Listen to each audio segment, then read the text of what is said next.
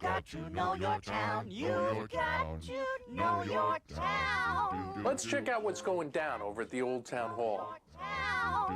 I am here to stand in the way of Chang's Restaurant getting an entertainment license. I believe it will be an infringement on the rights of the homeowners in the area, including myself. And I'll tell you why. Karaoke. I tell you, that word sends shivers up my spine, and I have no problem with the eating and drinking thing. People have a right to do those things. But I am concerned about what direction this town is going in. When I hear the word karaoke, I can envision drunken college students, mayhem, traffic problems. They'll be yelling, singing. The next thing you know, there'll be crack everywhere. This isn't Cambridge, people. We have a certain quality of life that is not to be tampered with. We all know what it's like to be young and falling down drunk. Your inhibitions are lowered, you feel loose. Before you know it, you're waking up at 3 in the afternoon, you got cotton mouth, and you're lying next to some disgusting man you've never seen before in your life. And then, depression sets in. Where am I going? Will I ever find my soulmate? How could I get so low? So you hole yourself up in your bedroom, eating fat-free fudge what do in we your have here? Underwear, watching Zoom in on talk that little shows. filly right there, yeah. Oh, yeah. What a lovely little blonde thing you are. Turn around for me, baby. Yeah. But it's not there. Not there. And then the bottle beckons. Anyway, let's check out the school committee room. Thank you. I was the very first fan to arrive at the school committee meetings. I had heard the tickets to these performances go like snotcakes. There would be testing third grade and 10th grade in the coming year.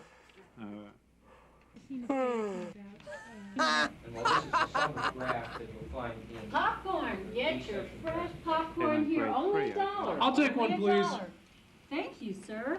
Thank you, and here's your change. Thanks.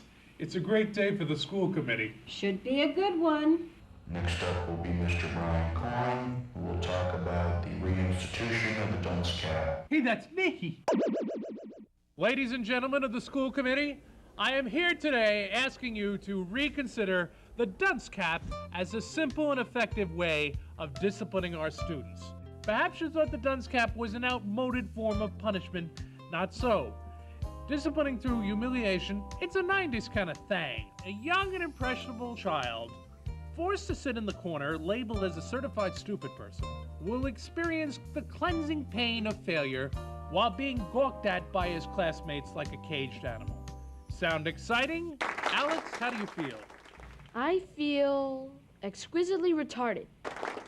I indeed am a stupid child. And I will spend the rest of my miserable life trying to overcome my mental shortcomings. Perhaps my frustration will manifest itself in violent criminal behavior upon reaching adulthood. All I know is I am proud to be made an example of in front of my peers. Thank you, Dunce Caps Incorporated. I think that went well, don't you? I think that went well, don't you? Where am I? Where's my house? Where did you say you lived again? Hartford. Oh, to Hartford. You go down the street, you take a left, you see the store, and then you see the bright yellowed house. And then you keep going, and you keep going, and you pass a lot of cars, and then you get on a big highway, and then you're at Hartford. Gee, thanks, mister. You've got to know your town. You've got to know your town. Not only is our friend Mr. Mosaic a notorious criminal, he's also quite a film buff. Let's join him as he gives a talk about our local movie theaters. Welcome to my tour of your local movie theaters. Let's start with the Nickelodeon, shall we? I used to come to the Nick often as a youngster, usually when I was supposed to be out looking for a job. It was at the Nick that I fell in love with foreign films. If it had a lek or an un in it, I was there, pronto. As a result, I learned a movie wasn't an art movie unless it had a a young boy smoking a cigar in it. The Cleveland Circle Cinema, or the Circle as the hipsters like to call it, is a wonder of modern architecture. It kind of looks like a giant terrarium for humans. The Circle has become a mini mall of sorts, now offering gourmet pastries, coffee, fancy candy, video games, and don't forget the art gallery. Incidentally, if you know anyone who has actually bought art from the Circle Gallery, or if you have any information leading to such a person, please contact the show immediately, and these perverts will be dealt with swiftly and quietly. The good people at the Circle are also money smart. Why pack moviegoers into one big theater when you can cut it up into 2 tiny little theaters? Smaller screens. What a concept. Now everyone can have that sensual in-flight movie experience without actually leaving the ground. Technically, this isn't Brookline. I mean, it is the Allston Cinema, but I'm sure many Brookliners often cross the tracks for some major slumming here in Allston. Allston Cinema is a strange place. It's not a second-run theater, but it's not exactly a first-run theater either. Usually you can tell if a film is bombing at the box office if it's playing here. When they do manage to nab an occasional box office hit, it's only after Chestnut Hill or the Circle Cinema have squeezed all the bucks they could possibly get out of it. Also, I've noticed that this place gets all the movies geared towards African Americans, like Friday, Menace to Society, and the Menace to Society spoof. Don't be a menace to society while drinking your juice in the hood. A calm, cool cinematic hideaway, the Chestnut Hill Cinema has class up the wazoo. Now all they need are decent movies. Of course, as a youngin', I would come here all the time. I saw Crawl here. I used to sneak into R-rated movies a lot here. It was pretty easy.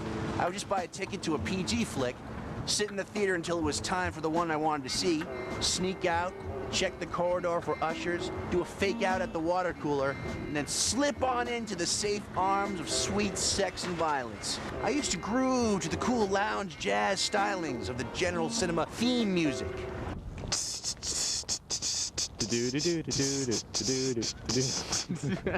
Well, that's it for me, folks, and remember, fuck Hollywood. Ow. Well, that was quirky. What's happening? What's going on here?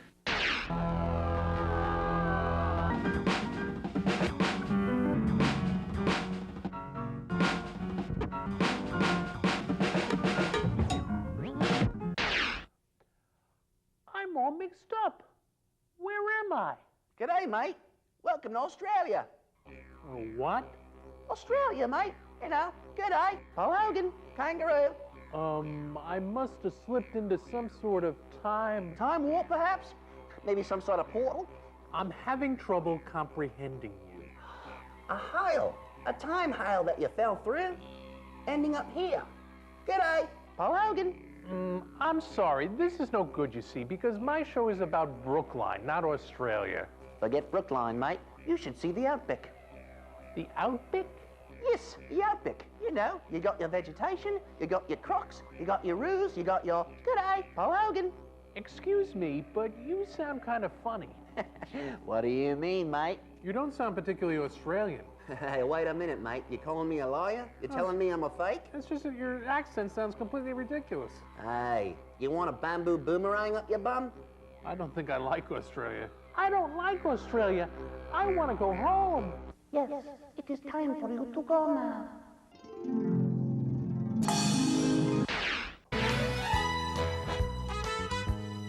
One of the more daring business ideas here in Brookline in recent years was putting it first, the area's first establishment dedicated to puddings of all sorts.